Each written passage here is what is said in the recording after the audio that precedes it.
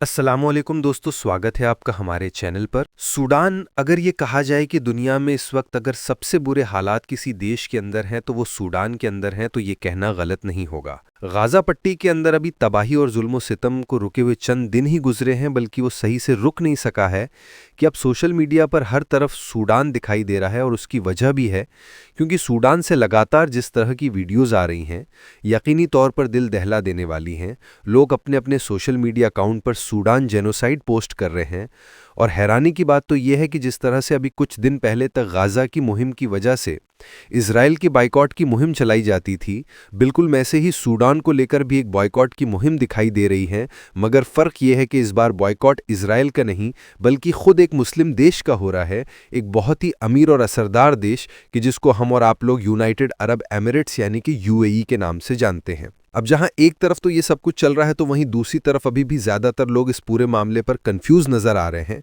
और वो ये सब कुछ देखकर बस ये जानना चाहते हैं कि आखिर सूडान में चल क्या रहा है। सूडान के अंदर ये हज़ारों नहीं बल्कि लाखों की तादाद में मरने वाले लोग कौन हैं, और उससे भी बड़ा सवाल तो ये है कि इनको बड़ी ही बेदर्दी के साथ कत्ल करने वाले लोग कौन हैं। और इस पूरे मामले में मतलब सूडान की जो कहानी है, उसमें यूएई का और ख़ास तौर से यूएई का जो गोल्ड है मतलब कि सोना, उसका क्या एंगल है। इन सारे ही सवालों के जवाब जानने की कोशिश करते हैं आज के इस वीडियो में। सबसे पहले तो आप लोग ज़रा इस नक्शे को देखिए। दुनिया में यहाँ पर मौजूद है वो देश कि जिसको हम लोग सूडान कहते हैं। वैसे तो अभी भी एरिया के हिसाब से ये देश अच्छा खासा बड़ा है, मगर आज से कुछ साल पीछे जाएं तो ये देश और भी बड़ा हुआ करता था।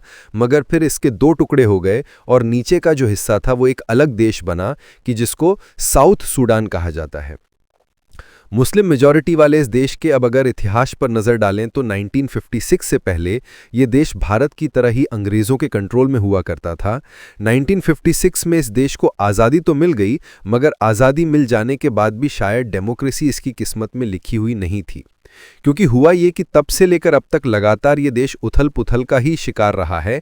जब भी यहाँ पर इलेक्शन होता है, कोई गवर्नमेंट चुनी जाती है, तो हमेशा ही इस देश की ताकतवर आर्मी का जो जनरल होता है वो नमूदार होता है और हुकूमत पर कब्जा कर